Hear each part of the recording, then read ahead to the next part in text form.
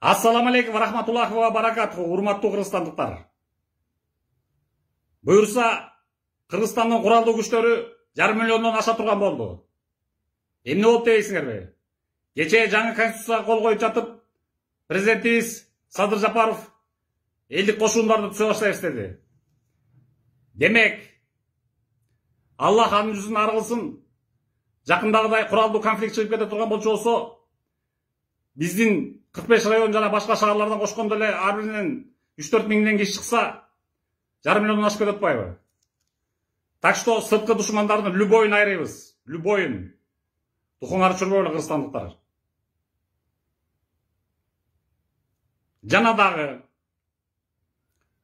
Путин боюнча кейип-кепчип эмнеге парадка чакырбай койду 9 майга. Рахмонду чакырды, биздин президентти чакырган жок дегендерге айтарым. Бул менин жеке оюм. Мен бир айтып кой деген жок, деп кой деген жок. Өзүмдүн жеке оюм, анализим, жакшылап угуп алгыла.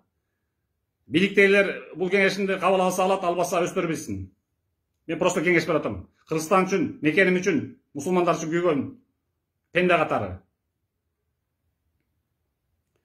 Владимир Путин дегенде илгертен баштап эле суннит дүйнөсүнө каршы иштеп келген сыяктуу, суннит мусулмандар дүйнөсүнө. Эсиңерде болсо керек. Мындан 5-6 жыл мурун жакынкы чыгыштагы куралдуу кагылышууда Сириядагы диктатор тиран Башар Асадтын Фарстын, шииттин табын кабыл алып, мусулман сунниттерди бомбалап кирген Путин. Анын себебинен сунни өлкөсү болуп саналган Турция менен мамилеси сууп, бири-биринин самолетторун атып түшүрүшкөнгө чейин барышкан. Аны баарыңар жакшы билесиңер. Анан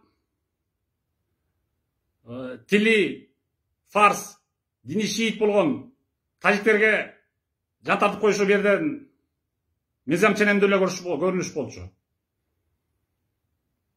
Жана фарстар боюнча айта кетсем, фарс перстер илгерки, шииттер боюнча. Булар илгертен бери эле пайгамбарыбыздын сүннөтүнө каршы чыгып, сахабаларын өлтүрүп, өздөрү мусулманбыз деп мусулманга жаманлашып, шиит агымына бөлүнүшүп, биrdиктүү мусулман сунни өлкөлөрүнө каршы чыгып келген немелер. Булар биздин илгерки халифтерди өлтүргөн, покушение кылып терроризм кылышкан. Кийинде эле Иран, Ирак согушун чыгарышкан, ушинтип эле келе жатат өмүр бою. Андыктан диниде жок капыр болуш керек бул. Рахмон деген, Эмомали Рахман деген. Ошондуктан өз өлкөсүндө ыйык Рамазан айын отменять этип, кышка калтырып алдап элди. Именно ушул ыйык Рамазан айында Кыргызстанга мусулман дини, сунни Кыргызстанга кол салып, өзүнүн абийсиздигин көрсөттү. Анан булар бирин-бири парадта кабыл албайбы? Өздөрүнүн иши, биз берден туура так чечим чыгарып, биз дагы мындан ары мусулман дүйнөсүнө акташыбыз керек, сунни дүйнөсүнө, түрк туран дүйнөсүнө. Жардамды ким биринчи көрсөттү? Ошол эле арабтар көрсөттү го бизди. Бириккен Арабтар Эмираты жана Сауд Арабиясына жардамдар келди, дегенде эле күн помощь келди.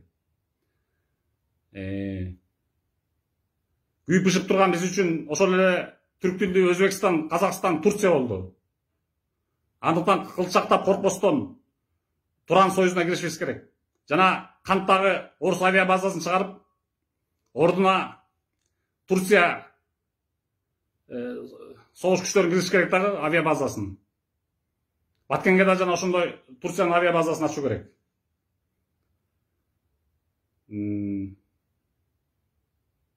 Ошондой таможенный союз деген ашыкка жук, башка жук, тормоз, сенек, застойный обвинениялерден чыгыш керек.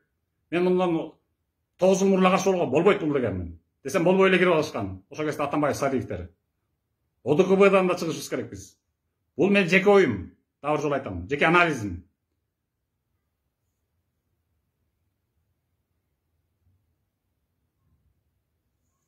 Жана ошондой эле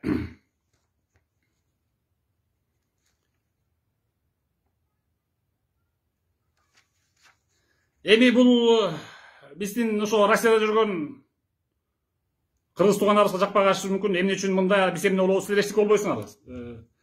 Биздин Россияда кыргыз атуулдарыбыз көбү ошол жактын гражданствосын алыптыр, 80%.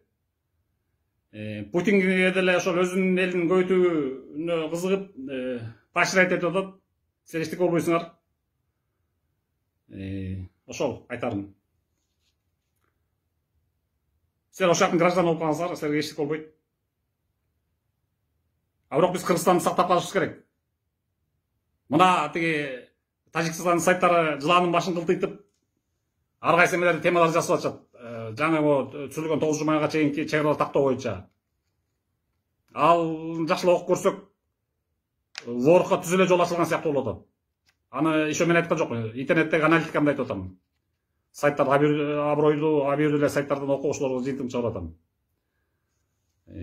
Анда биздин бир топ жер анклав болуп калат деп ушул болот. Ошак жакшы билгендер. Мен ошо көргөн окугамды айтып атам. Күйүп пышкан үчүн айтып атам.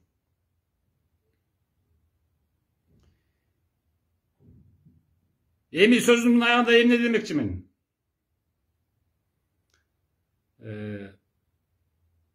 Президентибиз Садыр Жапаров мырзага берер кеңешим тез арада Турцияга расмий барыш керек. Расмий визит менен барып, президент Эрдоган менен достошуп, жакшылап жардам сурап, ошол Туран союзуна кирүү боюнча контакттарын налажып этиш керек. Ошол бул мен предварительно айтар сөзүм ушул.